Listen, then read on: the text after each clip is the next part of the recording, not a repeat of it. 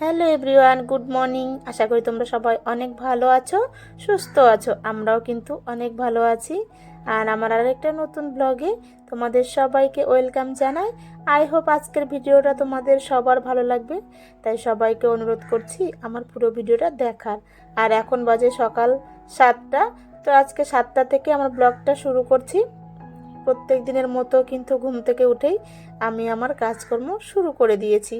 আজকে প্রথমে কিন্তু আমি বাইরের কাজকর্ম দিয়ে শুরু করলাম, কারণ ঘরের কাজকর্ম এখনও শুরু করিনি। ভাবলাম যে আজকে সকাল বা বাইরের কাজ থেকেই শুরু করি, কারণ প্রত্যেক দিন তো ঘরের থেকেই শুরু করি, ঘরের কাজকর্ম থেকে। আজকে একটু না হয় পাল্টেই শুরু করি। আর যদি বাইরের কাজগুলো যদি তাড়াতাড়ি করে ফেলি না, তাহলে কিন্তু অতটা চিন্তা ভাবনা থাকে না। মানে ঘরের কাজটা ধীরে সুস্থে আস্তে আস্তে করা যায়, কিন্তু বাইরের কাজটা যদি দেরি হয় না, তাহলে কিন্তু একটু খারাপ লাগে। কারণ বেশি বেলা অবধি তো উঠোন, তারপরে তুলসী মঞ্চ, এগুলো তো রাখা যায় না। এগুলো একটু সকাল সকালই করে নেওয়া উচিত, মানে বাসি উঠোনটা তাড়াতাড়ি ঝাড় দেওয়া উচিত। তো দুই একদিন আমার দেরি হয়ে যায়। আজকে ভাবলাম তাহলে বাইরের কাছ থেকেই শুরু করি। তারপরে দেখো, তোমাদের সঙ্গে কথা বলতে বলতে ওদিকে আমার কাচাকাচি, ঠাকুরের বাসন মাজা, উঠোন ঝাড় দেওয়া, তুলসী মঞ্চ ধোয়া, সমস্ত কাজ কিন্তু হয়ে গেছে। আর আমি আগেই কিন্তু সকালবেলা উঠে ফ্রেশ হয়ে বাসি জামাকাপড় ছেড়ে নিয়েছিলাম। আর তারপরে ঘরে এসে একটু চাটা খেয়ে নিলাম। আর এদিকে দেখি সোনামা উঠে গেছে আমাদের চা খেতে খেতে। তো ভাবলাম তাহলে সোনামাকে একটু ফ্রেশ করিয়ে ওকে খাইয়ে তারপরে না হলে কাজকর্ম করব।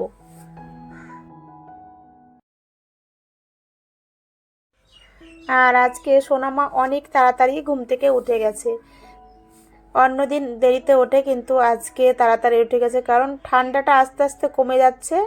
আর এখন ও তাড়াতাড়ি ঘুম থেকে উঠবে। এতদিন তো শীতে অতটা সকালবেলা উঠতো না, কিন্তু এখন অনেকটা ঠান্ডা কমে গেছে, তাই এখন একটু সকাল সকাল উঠতে শুরু করেছে সোনামা। আর যেদিন দেখবে স্কুল ছুটি থাকে সেই দিন একটু তাড়াতাড়ি ওঠে, আর যেদিন স্কুল থাকবে সেদিন একটু দেরি করেই ঘুম থেকে ওঠে সোনামা।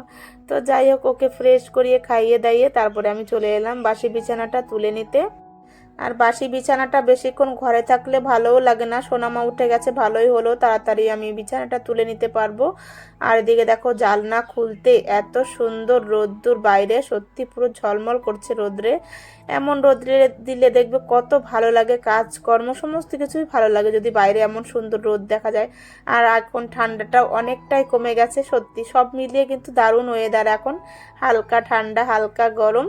এমন ওয়েদার যদি সারা বছর থাকতো কতই না ভালো হতো, কিন্তু প্রকৃতির নিয়ম, ঠিক আবার গরম পড়ে যাবে। যেমন ঠান্ডা পড়েছে তেমন আবার গরমও পড়বে। তো এদিকে বিছানাটা আমি তুলে নিই, তারপরে এখনও অনেক কাজকর্ম পড়ে আছে। আর আমাদের তো সারাদিন কাজকর্ম থেকেই যায়।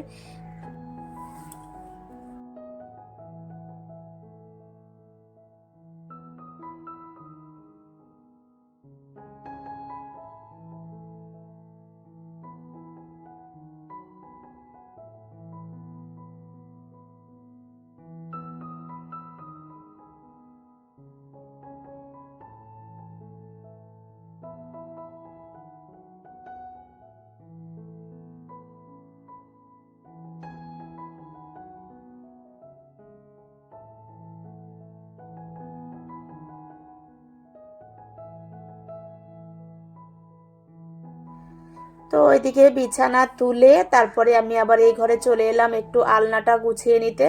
আর কিছু জামা কাপড় আছে সেগুলোও ভাঁজ করে নেব, কারণ আমি এই কাজগুলো সকালবেলায় করে থাকি, কারণ সারাদিন আর সময় পাবো না। তাই সকালবেলায় আমি টাইমের মধ্যে, মানে পার্ট বাই পার্ট কাজগুলো করি, তাহলে আমার একটু কাজটা এগিয়ে যায়। আর আমি আমার শাশুড়ি মাকে যা যা দেখেছি কাজকর্ম করতে, আমি কিন্তু সেইভাবেই করি, কারণ কোনো মেয়েই কিন্তু বাপের বাড়ি থেকে কাজকর্ম শিখে আসে না। সবাই কিন্তু শাশুড়ি মায়ের কাছ থেকেই কাজকর্ম শেখে, তেমন আমিও বিয়ের পরে শাশুড়ি মায়ের কাছ থেকে সমস্ত কাজকর্ম শিখেছি। কখন কিভাবে কি করতে হবে সমস্তটাই কিন্তু ওনার কাছ থেকেই শেখা। আর আর আমার স্কুলে পড়তে পড়তেই বিয়েটা হয়ে যায়, তাই ঠিক মতো মায়ের কাছে কোনো কিছুই শিখে ওঠা হয়নি। মানে যেটুকু পড়াশোনার ফাঁকে ফাঁকে করেছি সেইটুকুনি মায়ের কাছ থেকে শেখা, আর সম্পূর্ণটাই আমার শ্বশুরবাড়ি এসে আমার শাশুড়ি মায়ের কাছ থেকে সমস্ত কিছু কাজকর্ম আমি শিখে নিয়েছি।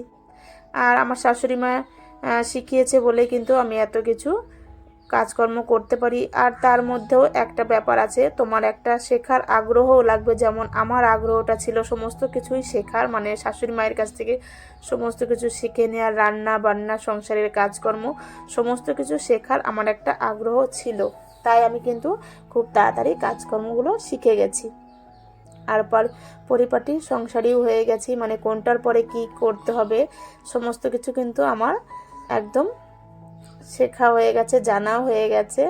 তাই সবারই একটা আগ্রহ থাকা উচিত, কাজকর্ম শেখা বলো বা যে কোনো রান্না বান্না সমস্ত কিছু কিন্তু নিজের একটা আগ্রহ থাকতে হয়, তাহলে কিন্তু সমস্ত কাজকর্ম বা রান্না বান্না ঠিক মতো সে শিখতে পারে।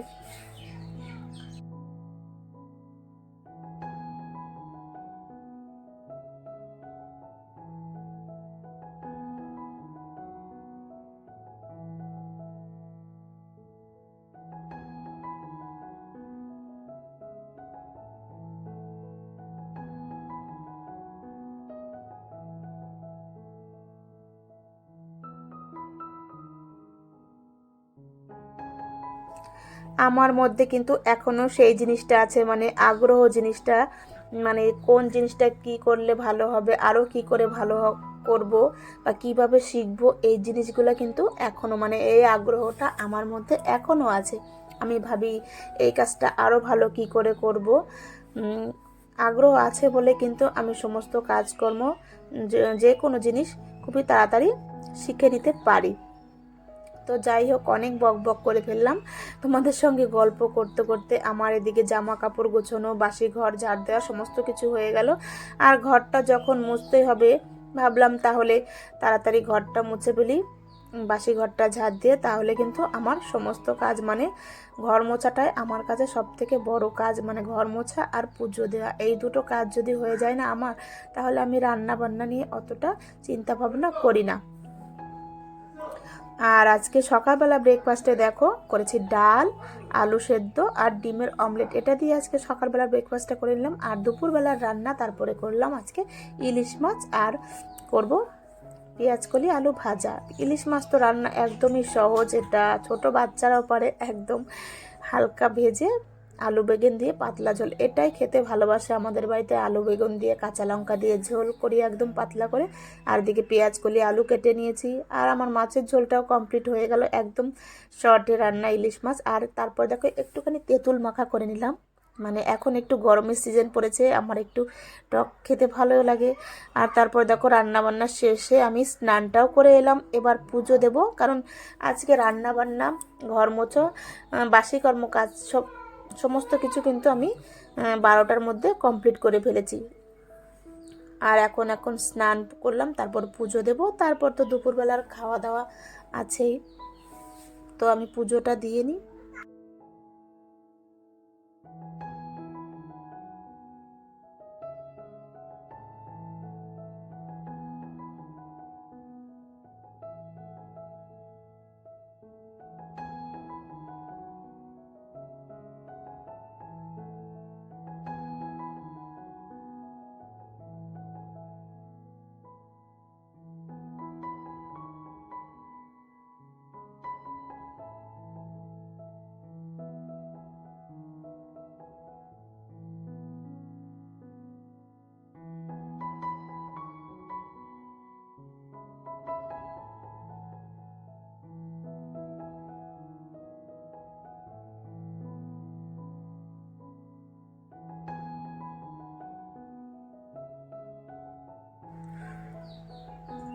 তো পুজো দিয়ে ছাদে চলে এলাম জামা কাপড়গুলো নিতে। আর এখন তো ভালো রোদ্দুর উঠে সকাল সকাল জামা কাপড়গুলো শুকিয়ে যায়, তাই আর বেশিক্ষণ বাইরে রাখবো না, ভাবলাম নিয়ে চলে যাই।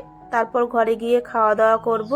তো আজকের ব্লগটা কিন্তু আমি এইটুকুনি করলাম, এর থেকে আর বেশি বড় করব না, তাহলে অনেক বড় ভিডিও হয়ে যাবে। তো তোমরা সবাই ভালো থেকো, সুস্থ থেকো, আবার দেখা হবে নতুন কোনো ভিডিও নিয়ে। আজকের মতো টাটা।